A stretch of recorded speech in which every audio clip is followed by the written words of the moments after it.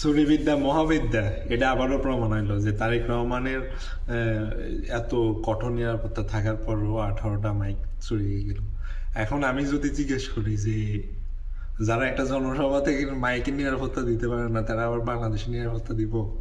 হুম? যদিও এই কথাটা জিজ্ঞেস করার আমার অধিকার নাই, তারপরেও সাধারণ জনগণ হিসেবে একটা কোশ্চেন রাখলাম আর কি। এখন যারা ধরেন চুরি করে ফেললো এই কঠোর নিরাপত্তা, তো যারা এটা সিকিউরিটি ব্যবস্থা করতে পারলো না, দেশের সিকিউরিটি নিচে করতে পারবো? ওইসব পারার কথা, কারণ জোসারটা বাটপার সব তো তাদের আন্ডারেই থাকে। তাদেরকে যদি সুজাই নিতে পারে তাহলে তো ভালো হয়ে যাব। কিন্তু সমস্যা হচ্ছে, ক্ষমতায় গেলে তো চোর বাটপাররা আরো বড় বাটপার হয়ে যায়। সমস্যা তো ওইখানে। আপনারা আরো ঋণ খেলাপি, তারপরে দুর্নীতিবাজ সবাই ঢুকাইতে চাইতেছেন। ঢুকান ঢুকান, কি বলবো আর।